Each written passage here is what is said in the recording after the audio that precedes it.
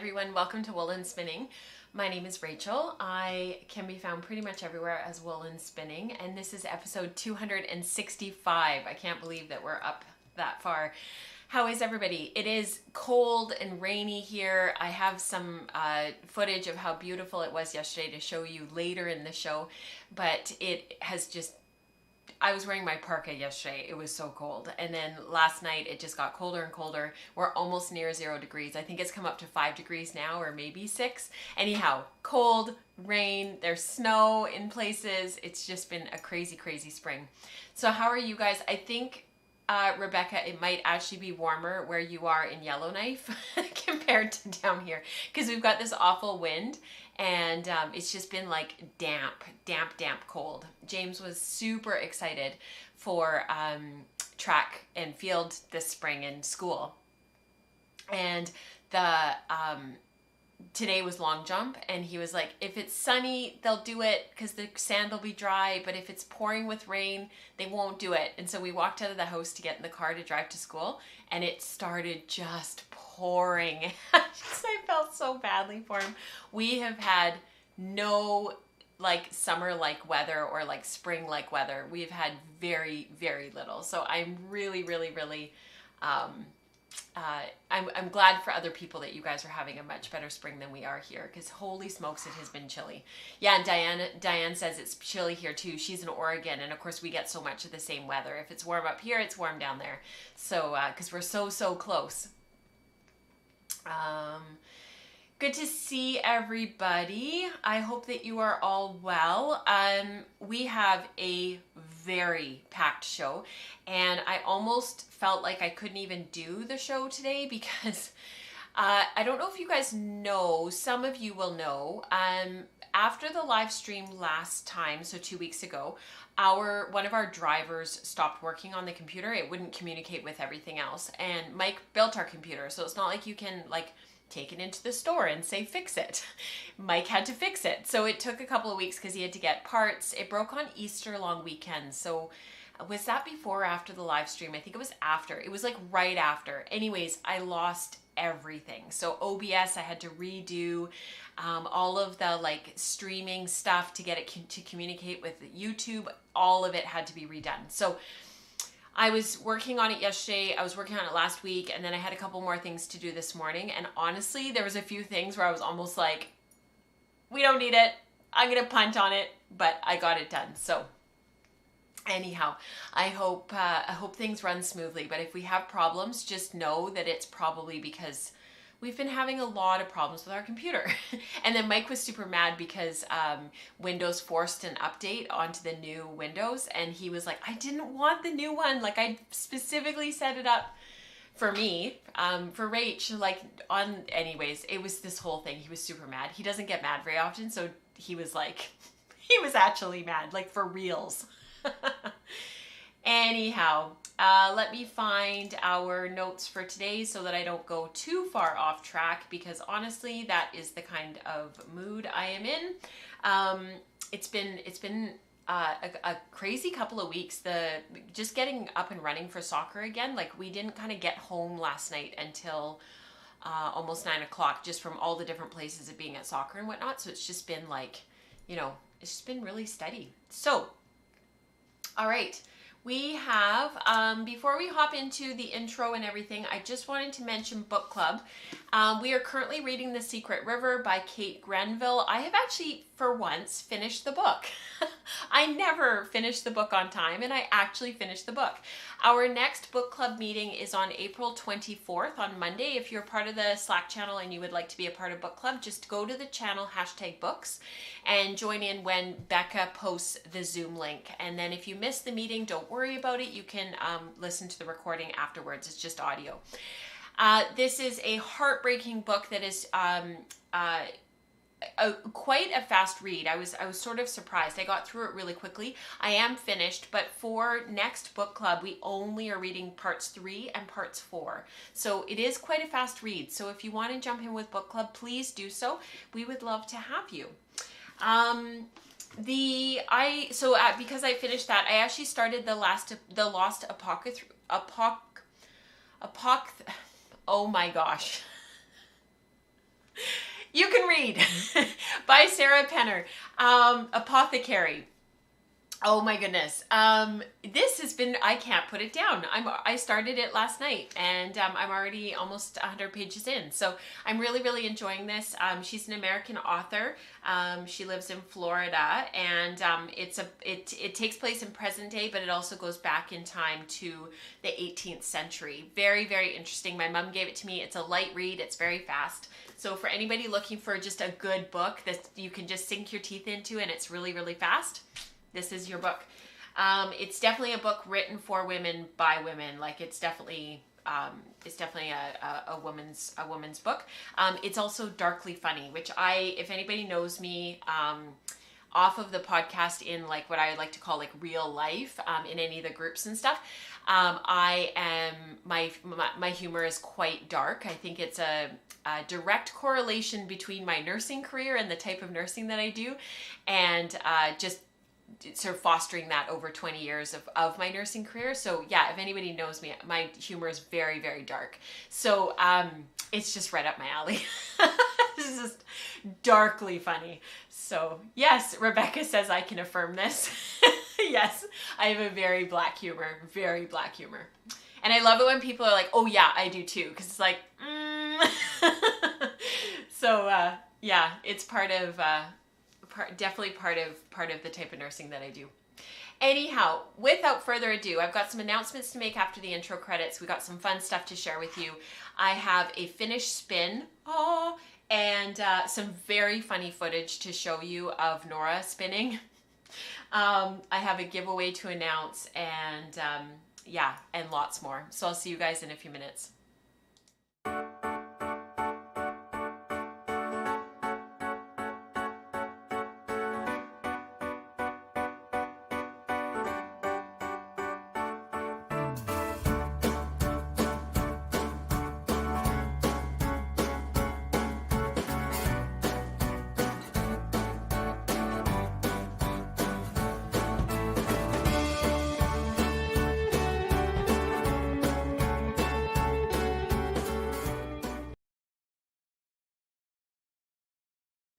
All right, so I have to fix the end of that intro credit. I realized that that was one of the things that got lost. So those are the new credits. Thank you so much, you guys. People said fun new music. I just wanted to pick it up a bit. Something a little bit faster paced, a little bit more fun. I love Felicity. It's one of my favorite songs by Scott Buckley, whose music that I use. But this one is called Yellow, and it's a great song. So thank you so much, you guys. I took the kind of little ditty from last week and put it back into our own our own credits for the main show, and I'm happy with what came up. So all right, let's get into announcements and all that really fun stuff. So Woolen Spinning Radio, I feel like this episode has been out for a really super long time. Probably because it has been, in the sense that it's been out since the beginning of the month, but honestly, it feels like longer. And it's talking about me and Rebecca sort of jumped into talking about our clothing philosophy, and we got quite a bit of interaction with the episode when it was first out there. Quite a number of people commented, which was fantastic. Thank you so much. And we'll pick up that conversation probably in June.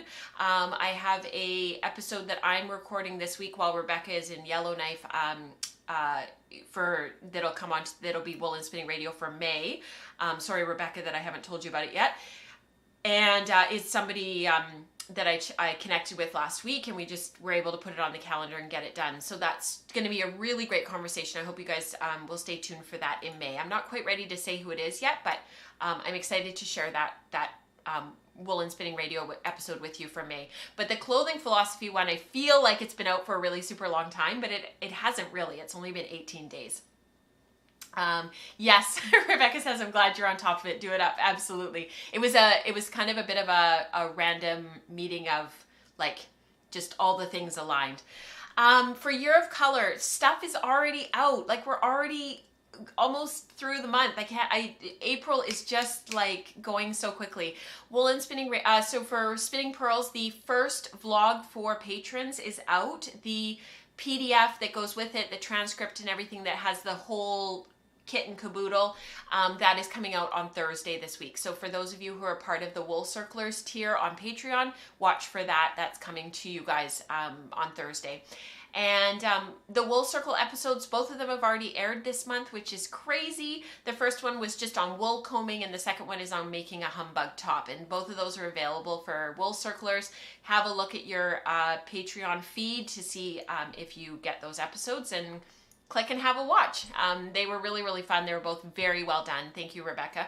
And I hope you guys enjoy them. And if you have any questions about combing or anything that you've noticed that works really well for you, anything like that, leave a comment on those posts. Rebecca will see it, and she'll be able to answer questions, and that'll also help her to sort of figure out where to go from here.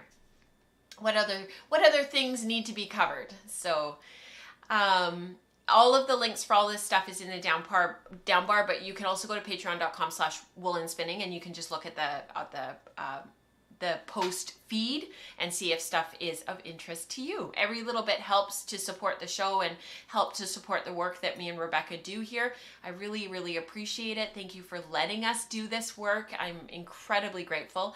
And yeah, every little bit helps. So thank you so much. Coming up this month, we've got Maker Morning this coming Thursday at 6:30 Pacific. Queries is this coming Saturday. It was supposed to be this past Saturday, but Mike and I had to literally be in 3 places at once. And we were like, we can't do this. Something has to give. So the fourth thing, which was queries, had to give. So thankfully, there's 5 Saturdays in April. It actually worked out really, really well because it spreads our meetings a little bit more and gives us something to look forward to. So that is coming up this Saturday. And then Spinning Staples is next Wednesday at 12 noon Pacific. And I will be sending out reminders to those who are part of those groups coming up over the next few days and a couple of weeks. And then finally on the final Tuesday of the month, so that's next Tuesday, is that right? Yes, next Tuesday, April 25th. At the same time as this is happening right now, there will be a premiere episode of Spinning Pearls, and it'll be actually spinning the contrast of value. So we're applying all of the theory that we learned in the first part that's for patrons, and then the second part is a premiere episode for everybody. So yes, Dion, if you're a bit confused about the new tiers, there's not really any changes per se. You can have a look at Patreon itself, but basically there's the Spinning Circle that gets the Slack channel and the live stream, and then there's the Wool Circle at $10, which gets everything. So we sort of move things around a little bit. Yeah, and I hope you guys, if you have any questions, please don't hesitate to ask. That always is good. So on my walk the other day, yesterday, so today we got this horrible downpour, cold, rain, wind, but yesterday was absolutely beautiful. And so I was really tired. I had a good shift on Sunday at work, but it was busy and I just felt really tired. And I went for a really, really long walk down the river, and I thought that I would share that with you guys.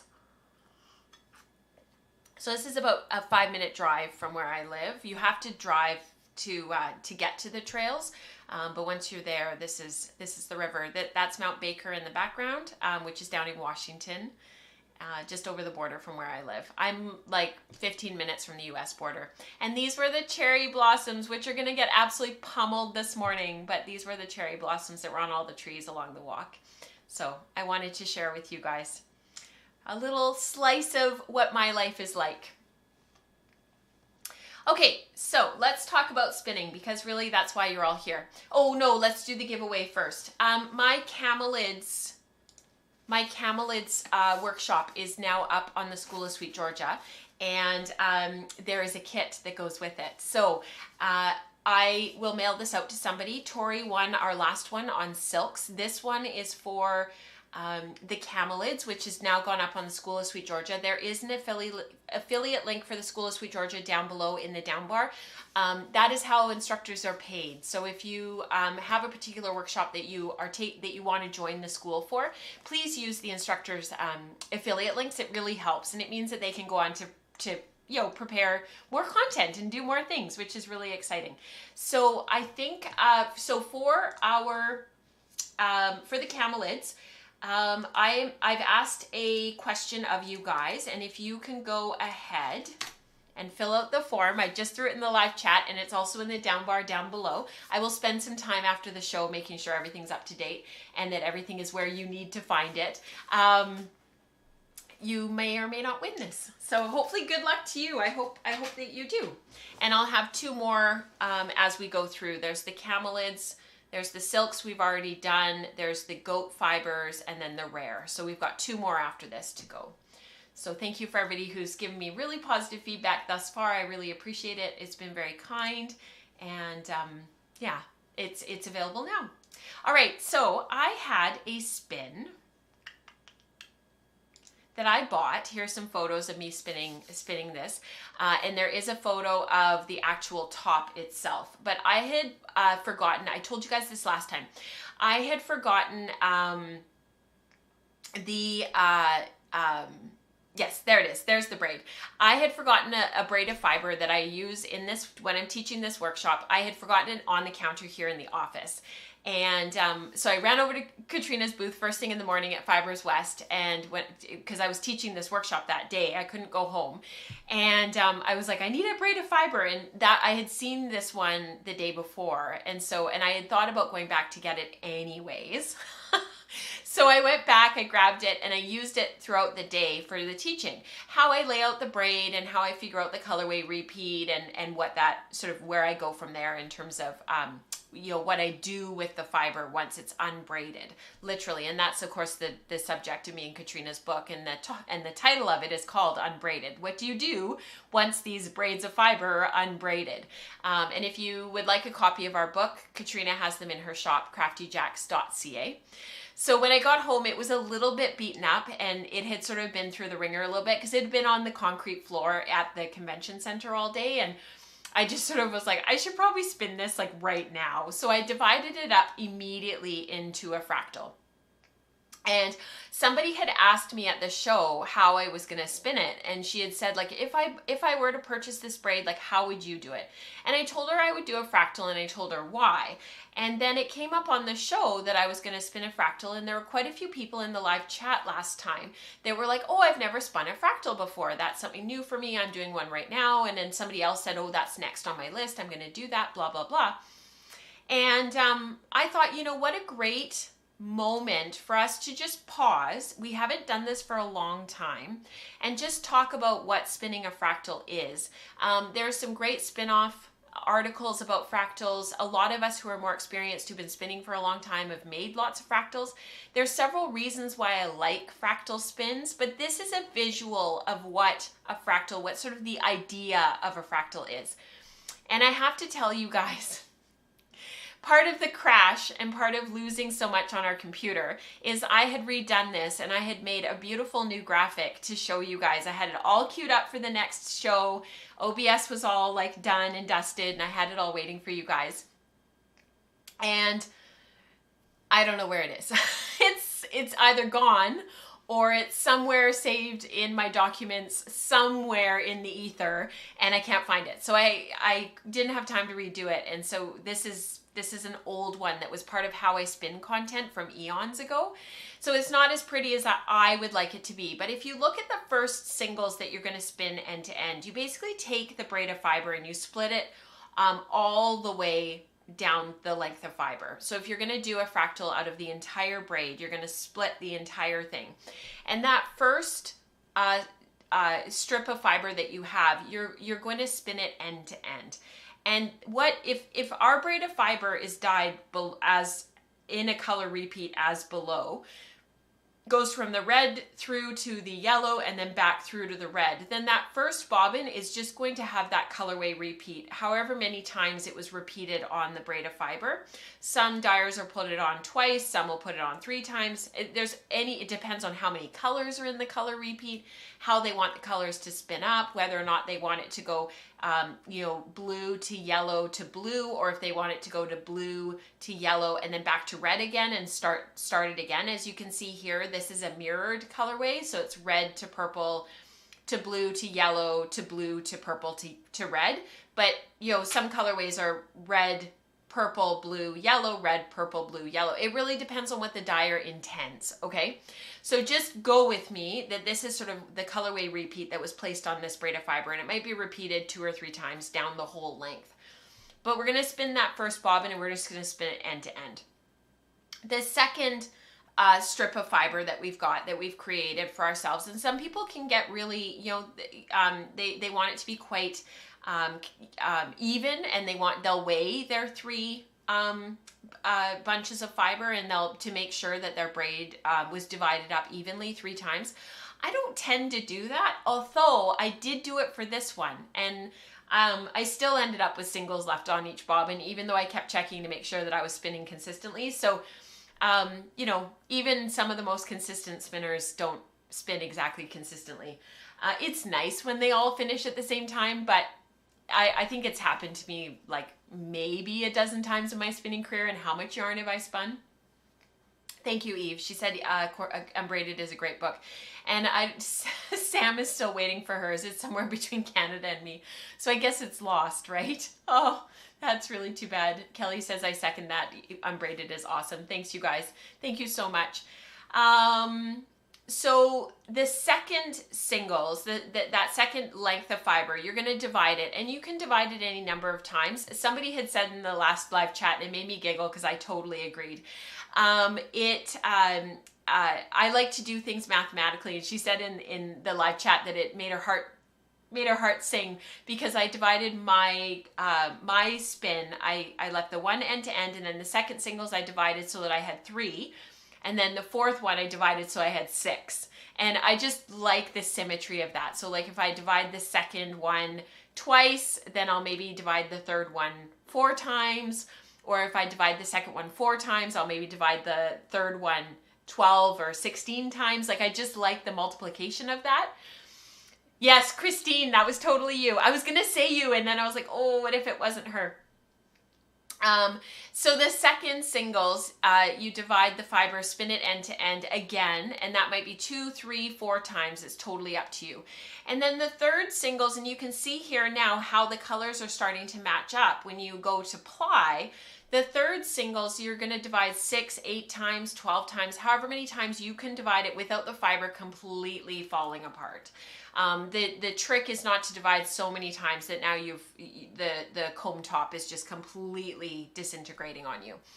And the reason why I wanted to show the visual of this is because if you're a brand new spinner and you're just kind of at the beginning of your spinning journey and you're trying to visualize why somebody would want to do this, the neat thing is if you look at the red color here and you look down, the red is in the first singles is going to match up with the red and the purple in the second singles when they go to twist together, and then the red, the purple, the blue, and the yellow in the third singles. It might be a little bit different in real life. This is just a visual to kind of give you an idea.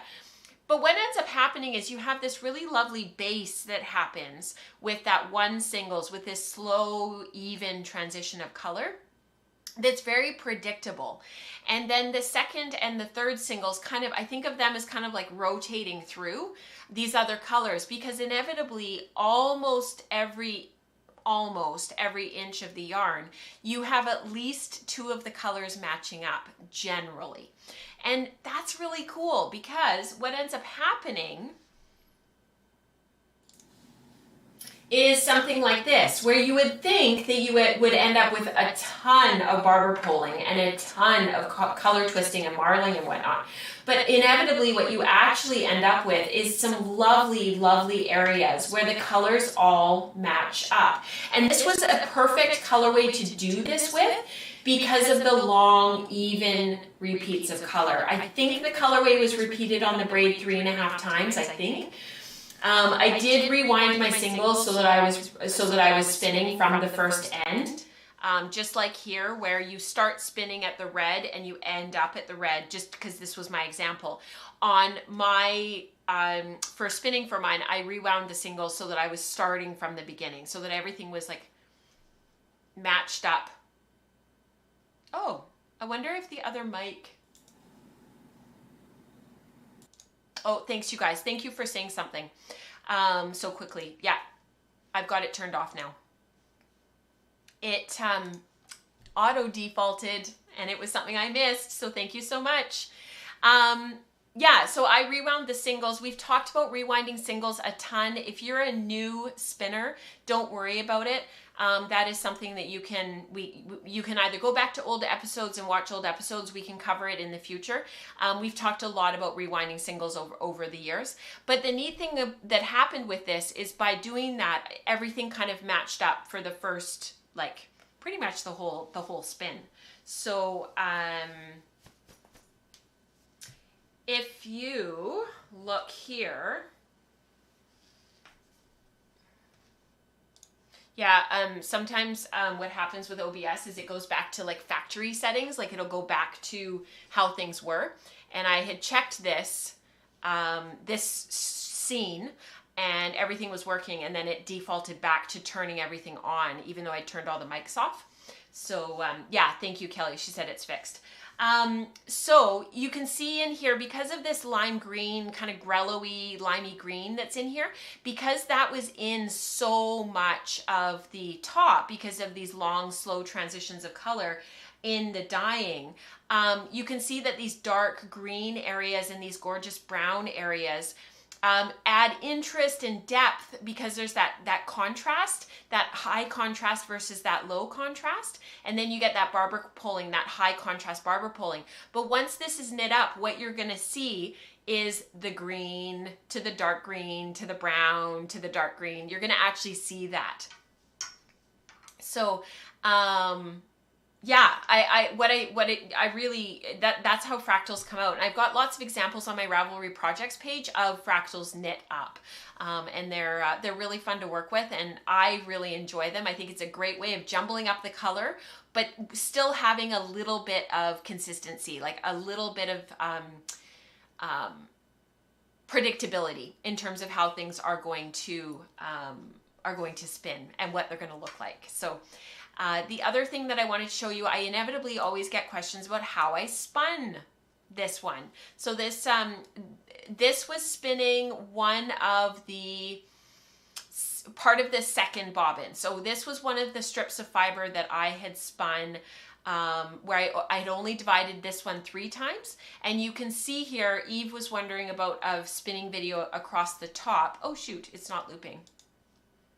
See, I told you guys there'd be things today, so thank you for being patient.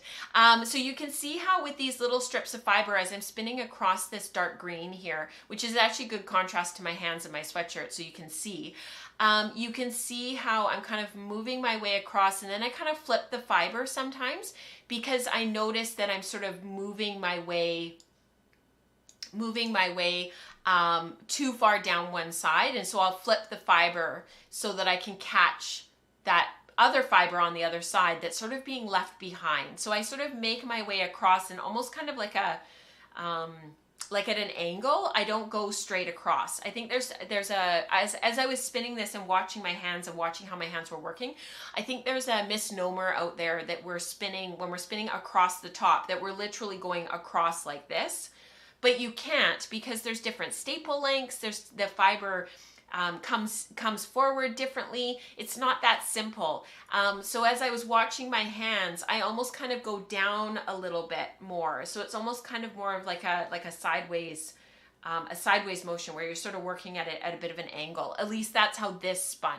I've never spun across the top like this ever. It's always been kind of, you know, like this, or I'm going kind of more at an angle. Like, it's never quite as simple as just going straight across. And it's because of the different staple lengths. The fiber comes up differently. Sometimes you kind of get stuck on the side, and you sort of start working your way down on the side of the fiber, and you just can't catch the other fiber no matter what you do.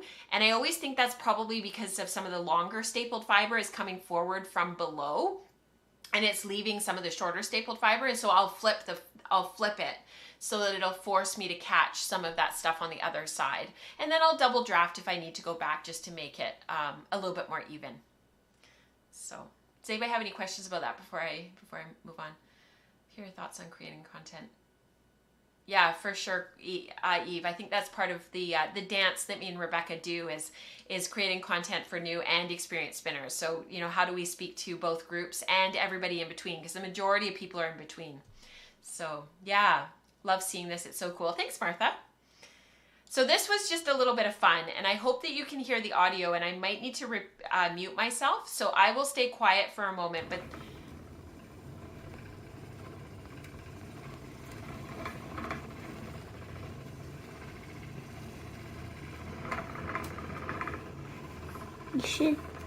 you should send that in your thingy.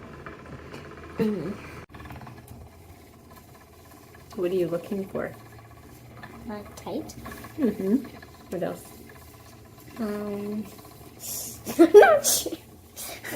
You're just randomly playing? I don't do this professionally. You're doing a really good job.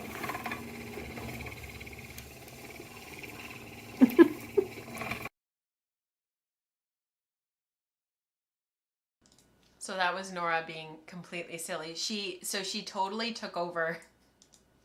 She totally took over my plying. So I'm seeing her and I'm like plying away, and then all of a sudden there's like this little body, and she's like right here, like right on top of me. And the bobbins were there, and like the yarn and everything, like it's not like you can just like come into someone's space when you're plying, right? And she's like right there, and she's standing there, and she's like looking over, and she's like, and then next thing I know, she's gone under the singles very quietly, moused her way like between my Saxony, because I was playing on my Lendrum, weaseled her way into like between my Saxony and my legs, which has to be quite close to me because I'm not very tall, and then like weaseled her way up onto my lap, managed to like leave the single. So this whole time I'm plying, watching this whole thing happening. I didn't say anything. We were watching football, soccer for North Americans, and I'm like plying. James and Mike were cheering away because it was Paris Saint-Germain, and we follow France and follow Liga 1, and they're all cheering, and this little mouse is like, you know, creepy crawling her way through, and then all of a sudden she's like on my lap. Her hands are mirror, like, so my hands are here and her hands are like right in between mine, and then she just like took over. I was like, so moral of the story, this skein is the most unevenly plied skein. I'm actually tempted to put it back through the wheel because there's areas where this twist angle isn't right, and then there's other areas where the twist angle is perfect. I'm just like, the last thing I want to do is, and this is about 350 yards, and it's washed already, it's already fulled, and after washing, post-washing, like there's definitely areas that are underplied, and there is a part of me that's like, should I put it back through the wheel? And then the other part of me was like, it once it's knit up, it won't matter. Like, nobody will be able to tell once it's knit up. So maybe that's lazy, but I think that's also just real life. So that is that spin. So fractals for the win. Yeah, oh my word, love her. Diana would totally do that. Yeah, you're right, Rebecca. Diana would totally do that. Dion said my daughter did stuff like this too. How grown up she looks. I know, Christine, she just turned 9. It's crazy. Are you planning on hiring her out to ply yarns for people who've spun lots of singles but do not go further than that? Not that I have anyone in mind. That's hilarious, Christine. Yeah, I totally should. I should hire her out. Yeah. So I got another Toothy off the wheel. So this is my second skein of Toothy. It's not as big as the first. I was a little bit disappointed that it wasn't quite as big as the first skein, but I plied this on my Ashford E-Spinner 3, and the bobbins can fill so much more. So this I plied on my Susie, on my Magicraft Susie, and it came out really nicely. I'm not exactly sure of the yardage. I think it's around 400 yards, whereas this one was like 500 or 600. It was quite a bit more. I haven't been particularly worried about calculating yardage with these two because I'll be winding a sampling warp with them. And when I do that, I will figure out the yardage then. And then I'll figure out exactly what my grist is and exactly what I need to know to start doing a proper sample technique for this yarn. These are both 2-plies, and out of curiosity, I actually plied up a 3-ply just to see. And it came out really nicely. I really like it. It's a really, really nice sweater yarn. It's round. It is toothy for sure. It's a little bit on the coarser side, but it has a nice hand and a nice twist angle, and it evens out some of those areas of the yarn that are a little bit inconsistent because of the prep. And because the prep has everything in it, from very, very short stapled fibers to very, very long fibers. And it's probably mostly Perendale, Lynn thinks. Lynn of West Coast Color, she thinks it's mostly Perendale. The nice thing about the 3-ply is a lot of that evens out. This would be a really, really nice sweater yarn.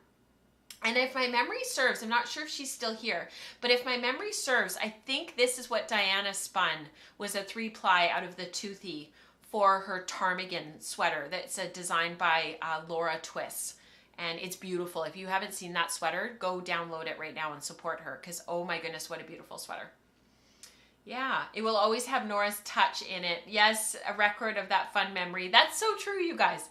Yes, Kelly says roll with it. It will help us mere mortals to see the imperfect yarns knit up perfectly anyway.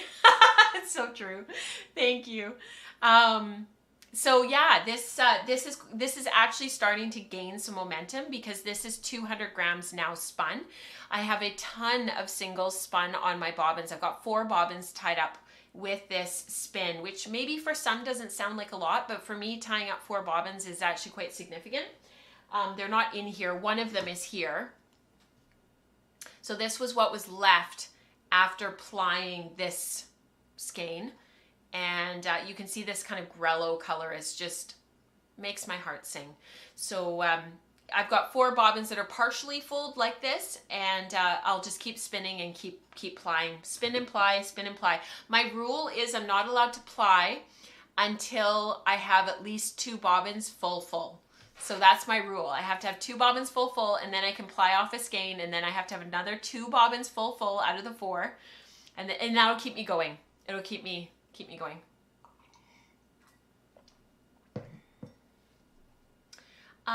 This, you've talked about having issues spinning this. Why does spinning silk and camel or wool and yak spin fine? They're really fine diameter fibers, but this is actually not silk and camel or wool and yak. This is just from the wool pool in Eastern Canada, Eastern US. It's probably a lot of US wool.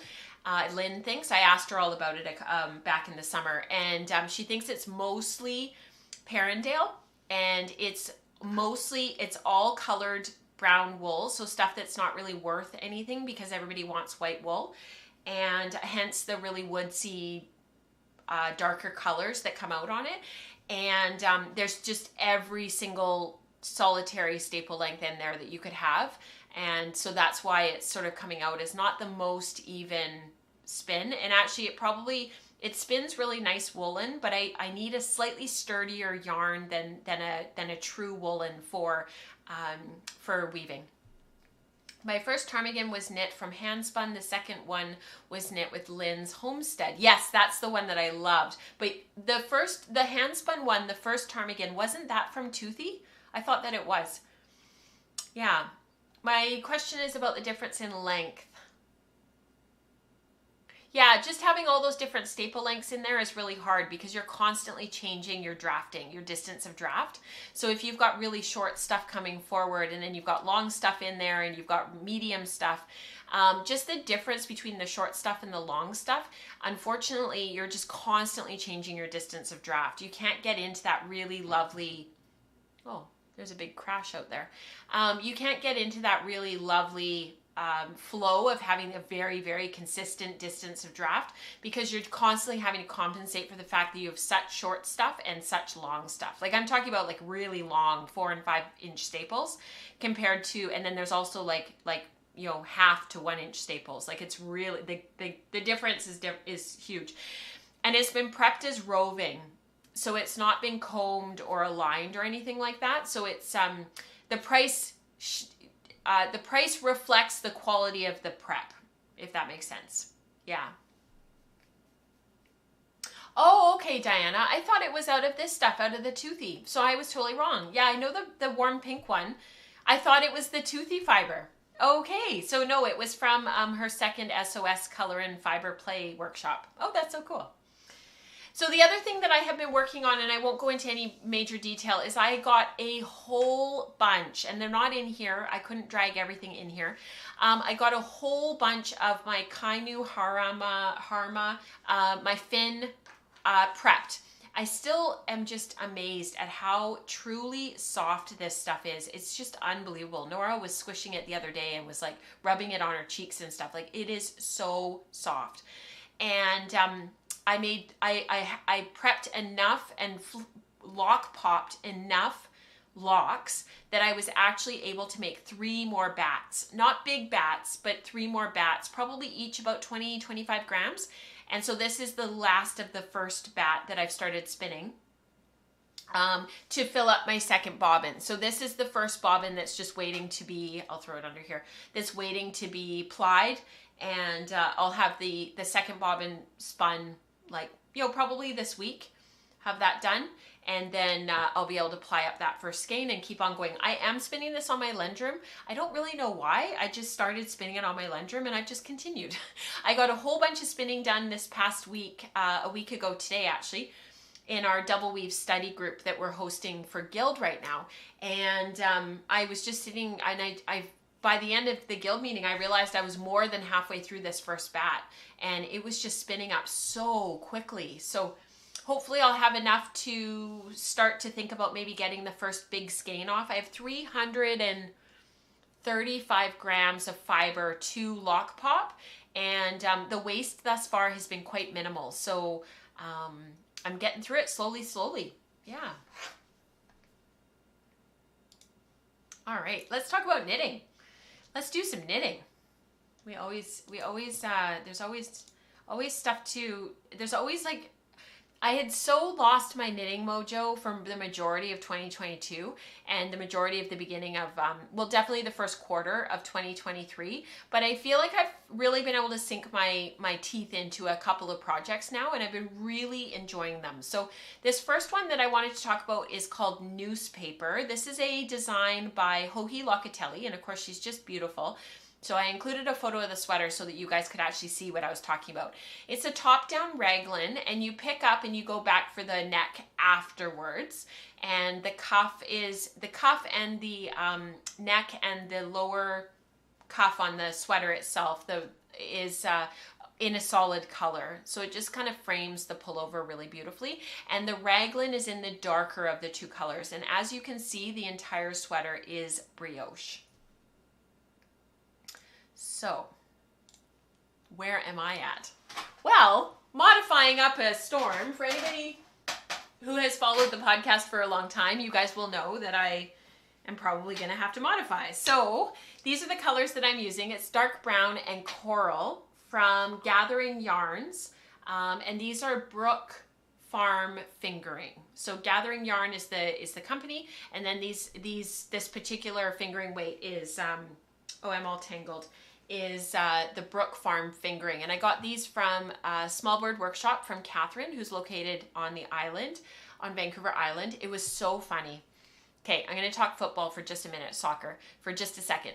So Langley Township in the Fraser Valley here in southwestern British Columbia, so just outside of Vancouver, BC. We're about 35 minutes from downtown Vancouver driving with no traffic. And so Langley Township just got their own Canadian Premier League soccer team, and they're called Vancouver FC, which a lot of people poo-pooed, but whatever, it is what it is.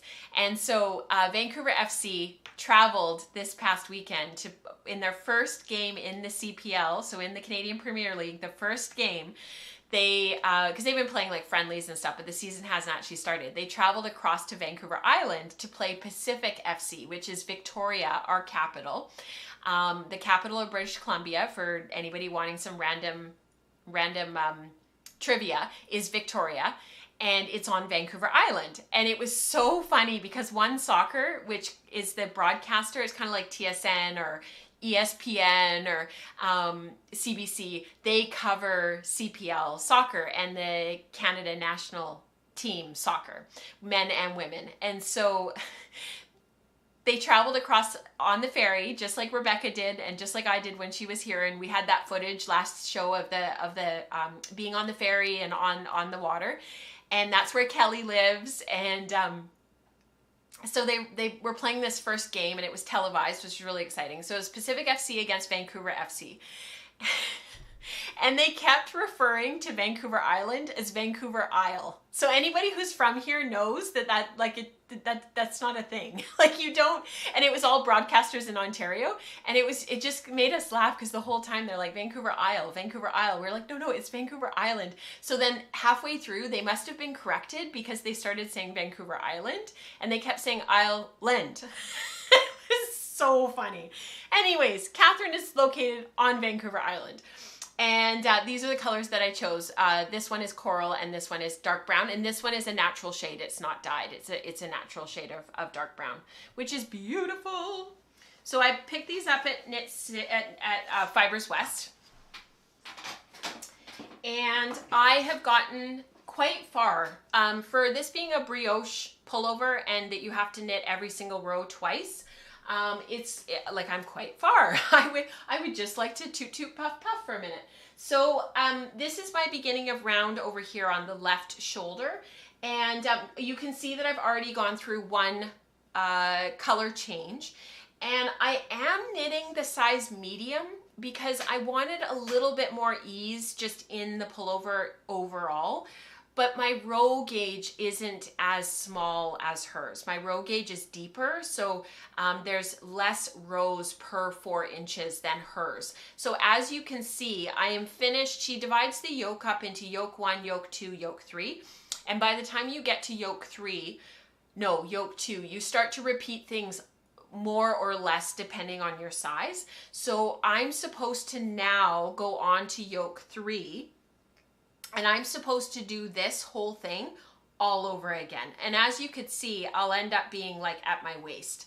So, and my waist on my real, excuse me, my waist on my real body is about here, and not on the dress form, it's down here. And you can see that I'm already like past, the armhole hang on.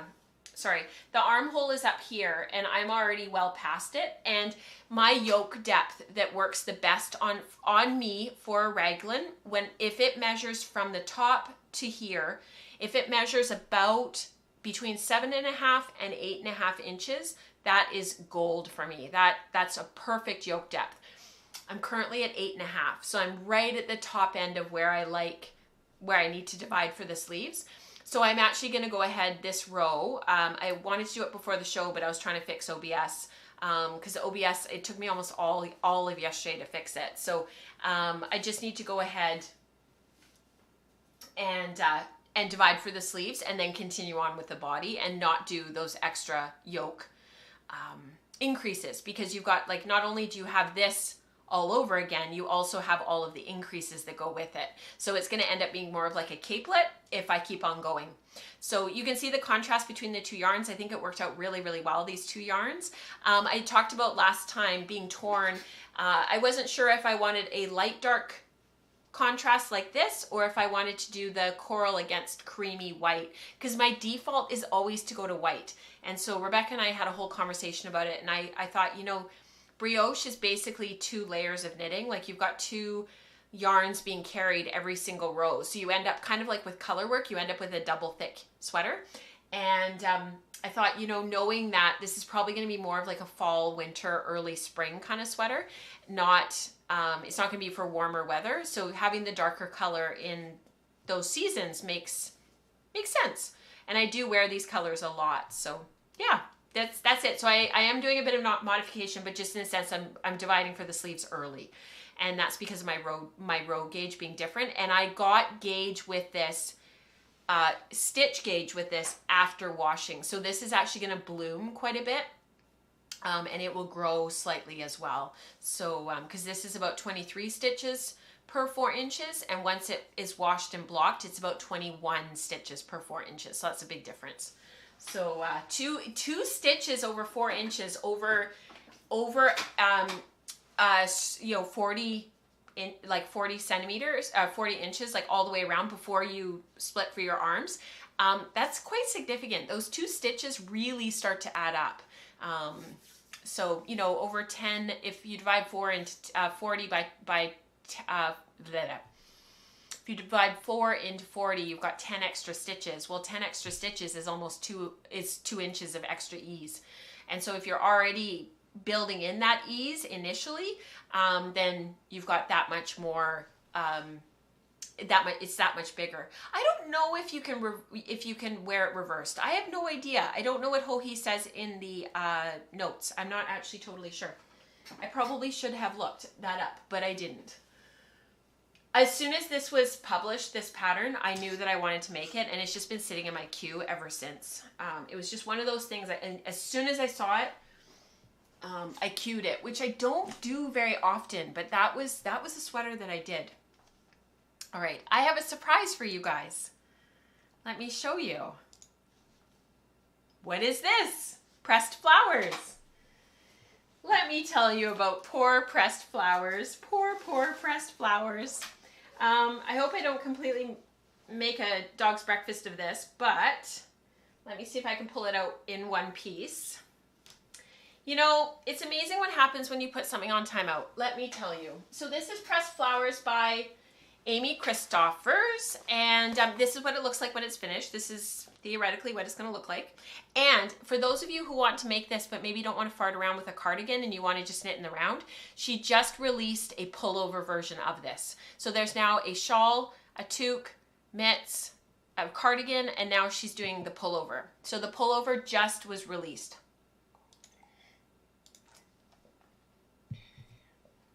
So I had a frogging party, and I decided to do something about this. I had a really super quiet Saturday or Sunday, I can't remember what day it was, last weekend.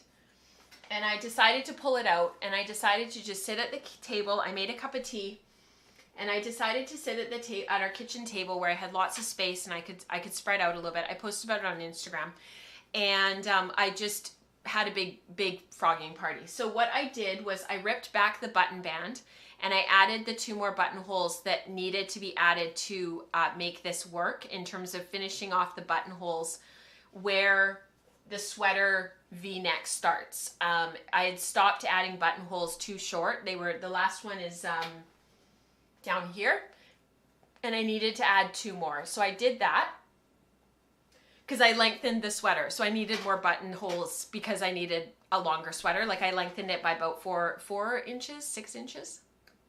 So Eve says tea is life. Would the increases be too visible on the wrong side? That's what I wonder about the newspaper. They're not as smooth on the wrong side. So there you go. It's not reversible. It doesn't look as good. Yeah, where the colors, where it doesn't work actually is the brioche raglan, because you can see how it on the other side you've got, hang on, I can't see, on the other side you have just the 1 brioche stitch, but on the back side you've got the 2. So this is the right side, and see how much cleaner that is. So yeah, it's not reversible. Oh, and I learned how to fix brioche. So this is only my 2nd brioche project. Spoiler. This has been a big learning curve, which has been really cool. I get the like idea of brioche, but anyways, I was at work and my needle slipped out. That's why I have needle toppers on it. So I got smart and I put my needle toppers on, which I never use. And I had a whole bunch of stitches slide off, and it was in an increase row. So I had to learn to read the brioche. I had to learn to read like the stitches and fix them and figure out what went where and all that kind of stuff. So actually that was really good, because I think we get so intimidated by some of these knitting structures. Same in weaving structures, same thing. And it wasn't that bad to fix it. It was actually quite intuitive. I just had to take my time, have a look, and just slowly like figure out, okay, this one goes here, this looks the same as the other side, this one's the brioche stitch, and yeah, it was really good. So the other thing that happened with Pressed Flowers is the sleeves, and I think Rebecca nailed it when she was here. She said when I showed the sleeves and what I had done to pick them up on the podcast, she said she thought that the whole woolen spinning community had an intake, how did she put it? Rebecca, maybe if you're still here, you can write what it was. It was like an intake of breath, like a kind of a moment when I showed the what had happened with the sleeves. So I went back, I ripped it all out, I ripped the sleeves out. I'm still not quite where I was before, but these sleeves are the right stitch count and they fit. They are an appropriate size and they work. Like they're like, I don't know what happened when I picked up all the stitches and why I couldn't make it work and what, like I picked up the stitches multiple times. I'm an experienced knitter, you guys know that. I don't know what was going on. I don't know why I was having so many problems. I have no idea. But I went back, I ripped it all out. I steamed this just to like reset it and get everything back where it needed to be, gave it a bit of a stretch. And this is where I'm at now. And it looks a lot better. It feels a lot better. Everything's working out the way that it's supposed to work out. And I'm just knitting on. So slow. The other thing that I did, somebody had messaged me after that episode and said, you know, like Andrea Mowry often recommends when you're working color work in the round to go up a needle size and like it makes a big difference and blah, blah, blah. And I don't have, and I messaged back and I was like, thank you so much. Like, you know, I'll keep it in mind. I don't generally have that problem, blah, blah, blah. And by Rebecca, house sitting emergency. Oh, I hope things are okay.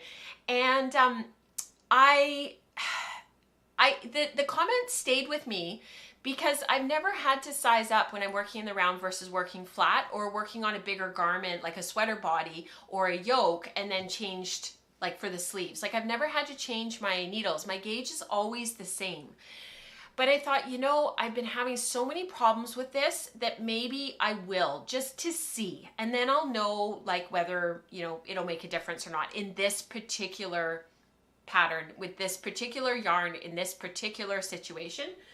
And so I did, and I'm not sure it's making a huge difference.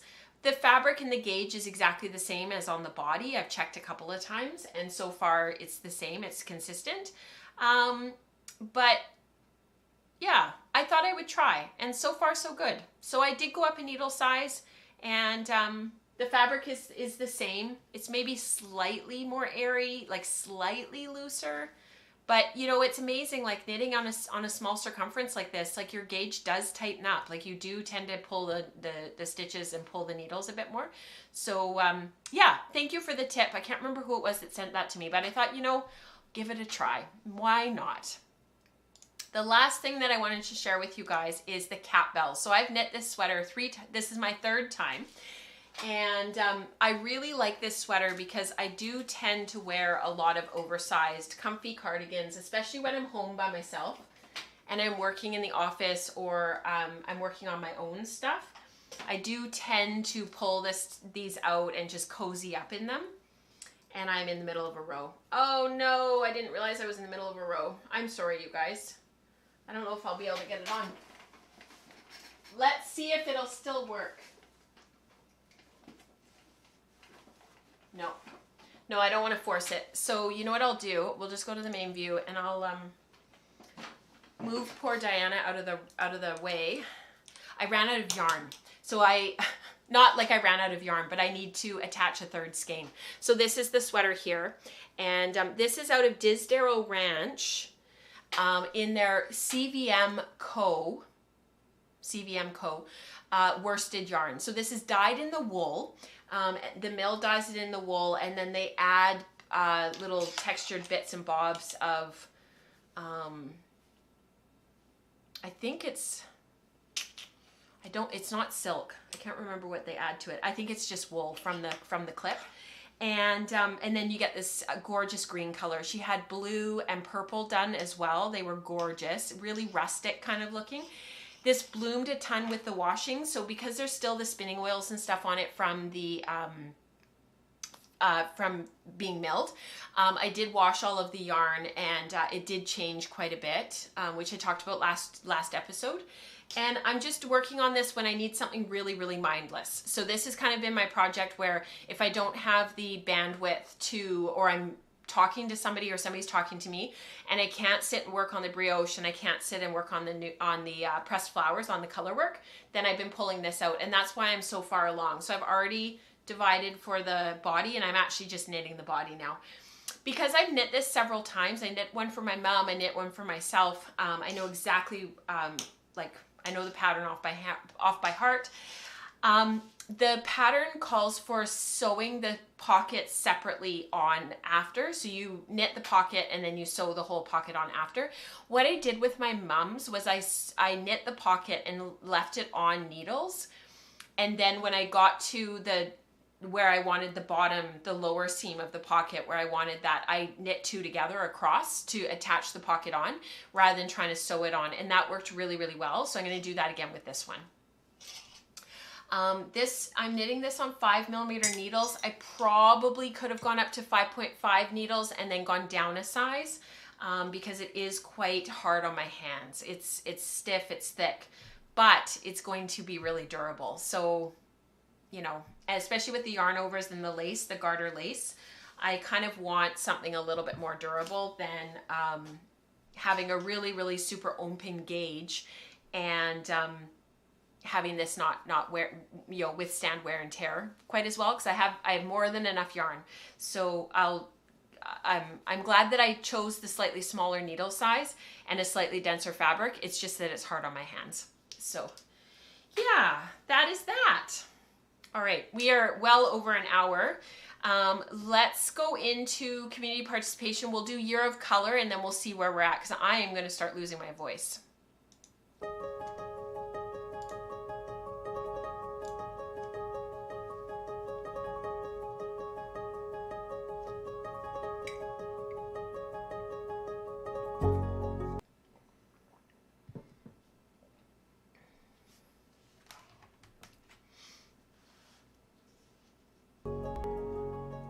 Oh, that was weird. I guess it's another thing I have to fix. It like cut out. I'll fix that. One more thing I have to fix. I'll have to try to remember. All right, so welcome and thank you to everybody who shared their stuff over on the Slack channel and on the Ravelry group over the last several weeks. This is a smattering of work that you guys have done over like the course of a few weeks, because I feel like the shows have been really long recently, and there's been a lot to share. So I haven't done as much community participation, but yeah, this is Year of Color. So this is a spin along, knit along, sample along, make along that we've been doing all of the content this year on the woolen spinning pearls vlogs, everything on the wool circle, everything is related to color alongside techniques. Oh, thank you, Charlotte. She said, great color with Rachel's eyes. Thank you. This is one of my favorite colors. I don't wear it very often. I need to change that. I'm trying to stick within a limited palette in my wardrobe. So hence like picking very like specific colors. I'm trying. So this is from Brittany. Color play is the best. I looked at the values here in relation to warming up the CMY. So she started off with those bright magenta, yellow, and cyan colors, and then she played with different natural colored fleece to then be able to create a color wheel. And I just thought this was beautiful.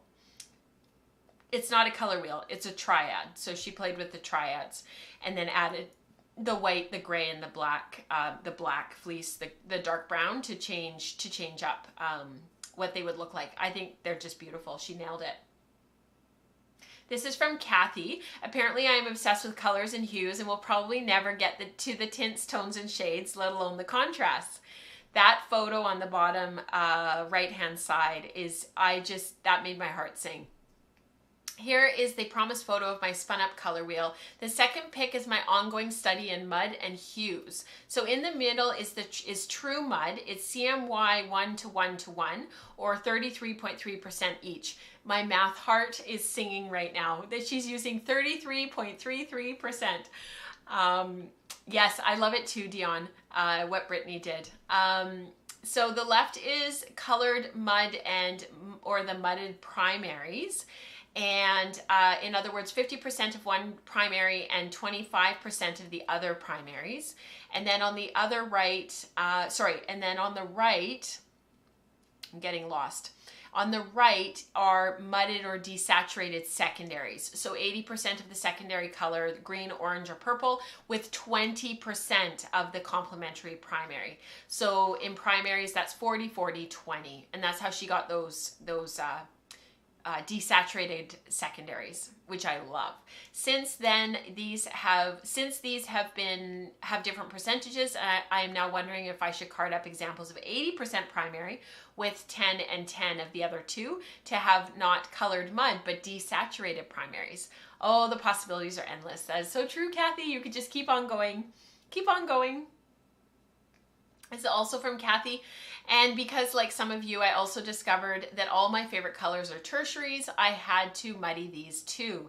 Here are the carded Rolegs and the spun singles on the bobbin. Since I worked with relations and not percentages, no idea why, I took 3 parts tertiary color and 0.5 parts of the complementary primary. If you're watching this later, you can pause it here and you can look at exactly what she did.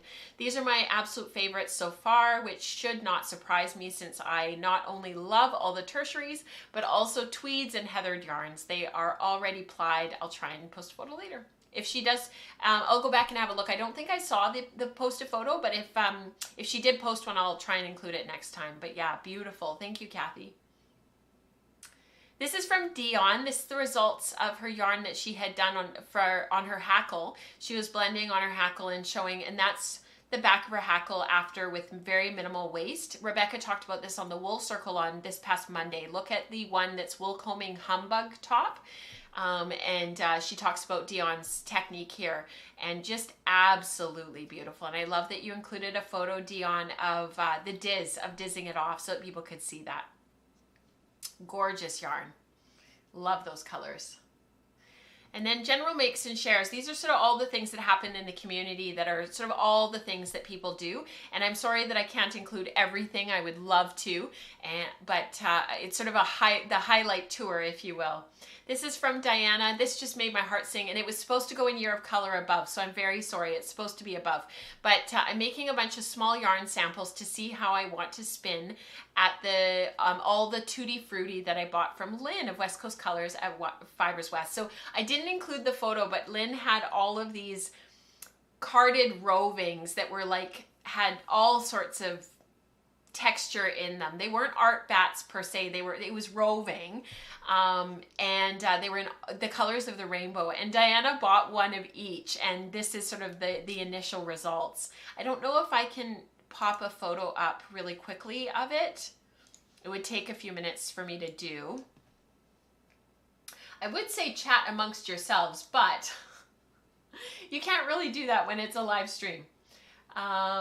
But if I can find it really super quickly, I will put it in, because I didn't include it, and the carded roving, it's really hard to explain it if you haven't seen it, but I can't find it, so I'll have to include it next time.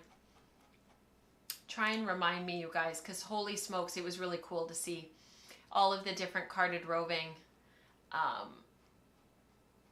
Yeah, and there's been so many projects shared since I put this together, and now, like, you know, it's been another week or so, and then I lost everything on the desktop. That's partially why we're missing photos. So I found it here. Let's see if I can. Okay, guys, hold on. Hold on to your horses, because it's really cool to be able to show this to you.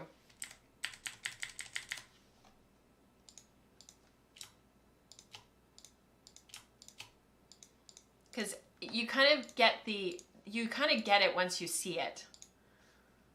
There you go. Like, aren't those the coolest thing ever? Aren't those amazing? So that's what she was starting off with. And then this is kind of what she ended up with. So she made Rolegs and stuff, but she started off with these rovings that were like very textured, very springy and spongy. I suspect, Diana, they're down, right? Like they are some sort of a down fiber. I don't think they're labeled, but they're spongy and springy. I looked at the yellow several times, and I just couldn't bring more stash into my life. So that was just so cool. I just loved that. I thought that was the coolest thing. So thank you for sharing, Diana. I learned vicariously through you. Yeah, it's all blended colors within, so they're not dyed solid or anything. They were dyed in the wool and then they were carded together, which is really cool.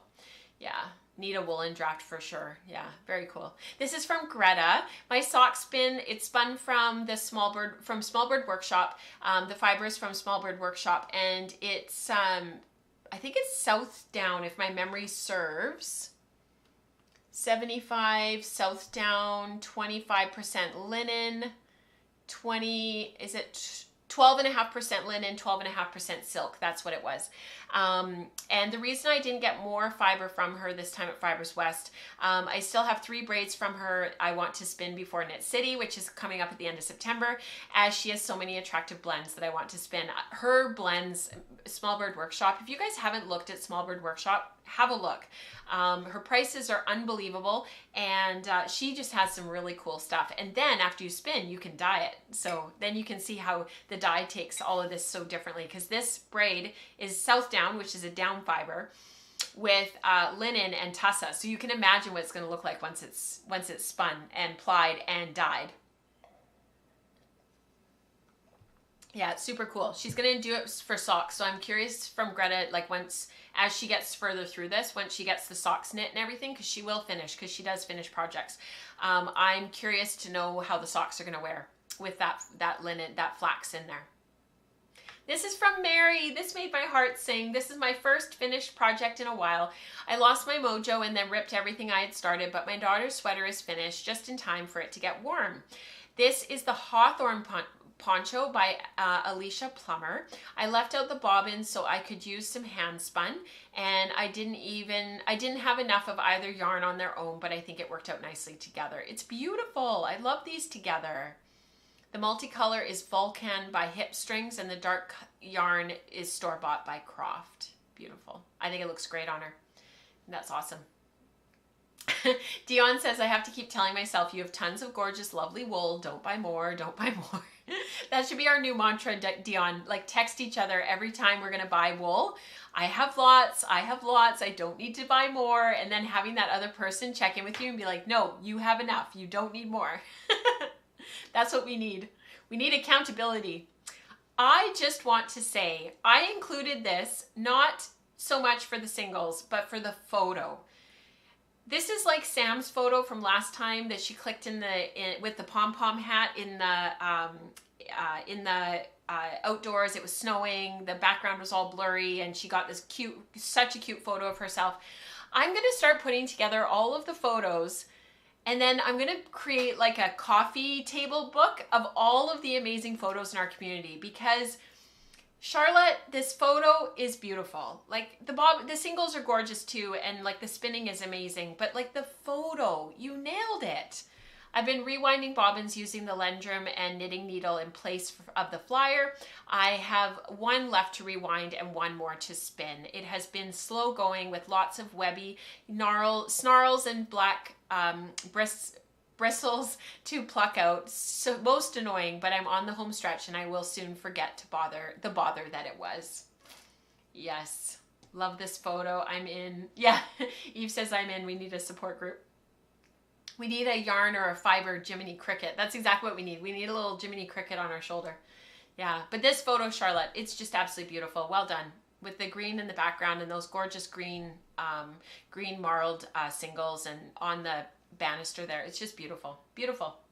This is from Eveline. I always say her name wrong, and it's such a the way she's French. The way she says it is just beautiful. Finished sock yarn, 2 plies red, 1 ply rainbow, 108 meters in each skein, 45 meters in the leftover chain plied red balls.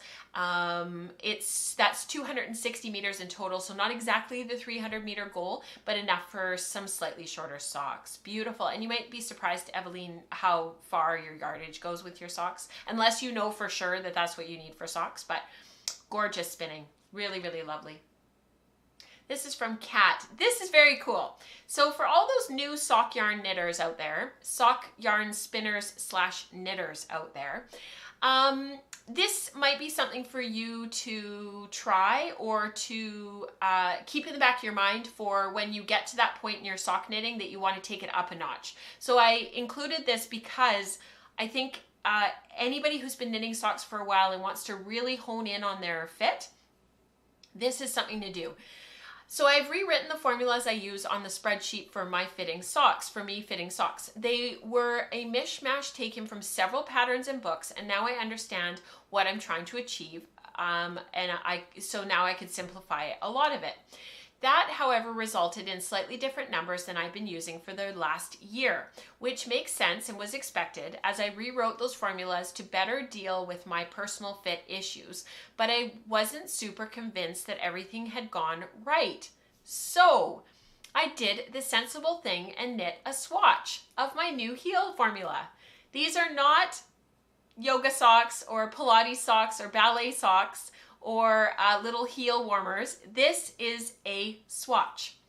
What a cool idea. And what she did was she put a couple of rows, it looks like 3, but I might be wrong, 3 ridges of garter stitch at the beginning to keep it from rolling. So that's about 6 rows of knitting, knitting every if she knit back and forth, then it's 6 rows of knitting. If she knitted in the round, then it's knit one round, purl one round, knit one round, purl one round. She did that 3 times to keep it from rolling. And then it looks like she did that at the top of the heel as well to keep the ankle from rolling. And then she's got something that she can actually like test out and wear and try, put on her foot, wear it around a little bit, see how it wears, you know, how it fits after it's kind of stretched a little bit and worn on her foot a little bit. And then she can plug it into her next sock and she knows she's got a formula that works. Beautiful. This is from Rebecca, my first ever supported spindle skein-let. I love that you guys come up with all these names for stuff. I've gotten very lazy with finishing and measuring, but I know for a fact it's very airy. This is a sample from the Semi-Yahoo Suffolk roving that was kindly destashed from Kelly, and that's Semi-Yahoo, however you want to say it. If you're Indigenous, you probably would say Semi-Yahoo. I think that was originally from me. I might be wrong, but I think it's from me. It's from here in Surrey, which is another municipality nearby. And when she wrote this about her supported spindle yarn, that was something that Diana and I and Kim McKenna actually we all were commenting on when we got together at Diana's one morning last summer, I guess it was how light and airy our supported spindle yarns are. And some of Diana's supported spindle yarns are almost ghost yarns. Like they're almost like, oh, they're just beautiful. Yeah, they just are super, super light, super light. These are so much fun. This is from Sarah, 10 hours in the car today. I brought a skein of hand-spun yarn with me and knit an entire pair of socks. This is the most knitting time I've had in months. Beautiful, Sarah. She's made lots of other beautiful things recently. Sarah's the one that did the woven cardigan. She sewed together all the different rectangles of fiber. Just beautiful. So well done, Sarah. It's nice to get something knit, get a skein of yarn used up. And this is from Kelly. It's not the most exciting looking bobbin ever, but it is my first in almost a year. That is because Kelly is a new mom and she's got pups and she's busy. Bobbin 1 of a 2-ply woolen spin of Longway Homestead's Polly Pay. This is waiting for me in my stash. I'm hoping to look at least 10 minutes, to make at least 10 minutes a day, a few times a week going forward, because I have a lot of fiber that has been waiting oh so patiently to be spun. Yes, and life starts to look very different once baby gets closer to 1.5, 2. It's quite amazing how your world just starts to really open up. We had Easter a couple of weekends ago. This is from Lisa. I finished weaving a table runner and set up a little Easter centerpiece. I've taken the bunnies off for tomorrow's cedar. I'm not sure what a cedar is. A cedar? I'm not sure what that is. And then put them back for Easter Day entertaining for my honey buns family. The runner is woven on my 4-shaft Macomber in a diamond twill with cotton in springy colors. This is one of my anti-winter sad projects. Beautiful. Yeah, we all need anti-winter sad projects. Beautiful. Thank you for sharing, Lisa. Thanks, you guys. Thank you for everything that you do, and thank you for everything that tagging us and letting us know. Oh, of course, the Passover meal. Thank you, Diane, of course. I think because it was out of context, I was like blanking. Maybe I'm getting tired. It's the end of the show. Thank you so much, Diane. So I'm feeling pretty chuffed. I've got 3 skeins of yarn that I'm finished that I was able to share with you guys today. We talked about my knitted projects and where I'm up to with all of them. We've got a couple of weeks before we meet back here in another live stream, so hopefully I will have some progress on the pressed flowers. It'd be lovely to be off of Sleeve Island #1. That would be really cool. In the meantime, have a watch out for the premiere next Tuesday at 10 a.m. Pacific of Spinning Pearls. That's where we actually apply all of the theory that we learned in the first part of the month to our spinning in the second part of the month. And of course, that is coming up with all of the community participation, all the like I give everybody an assignment at the beginning of every month, and then they go ahead and make stuff to show that contrast. So that's very exciting. For May, we are doing warm cold contrast. I've already posted it in the hashtag Spinning Pearls thread on channel on Slack. And yeah, hopefully you guys are working away, because I think I put it in the post, but every month I sort of need stuff done by at the absolute latest the 15th of the month, because I have to record, edit, and get everything ready to actually go up for the premiere on that last Tuesday of the month. So I need a bit of lead time. So I will see you guys next week in the premiere, and then I will see you on May 2nd. How is it May already? Oh my gosh. I'll see you on May 2nd. And for anybody part of the Patreon community, I'll see you in Maker Morning on Thursday. So I'll see you guys then. Bye everyone, thank you again. And don't forget to like and subscribe. I really appreciate it. It makes a huge difference with the show, getting out there, getting seen, and it just helps our community grow. And the more people are spinning, the more people are teaching others to spin. It's all just increasing the reach, if you will, and helping hand spinning become not a cult niche, but just a niche. Wouldn't that be awesome if it wasn't, like, if people actually knew what it was? That would be very cool. All right, guys, I'll talk to you next time. Bye.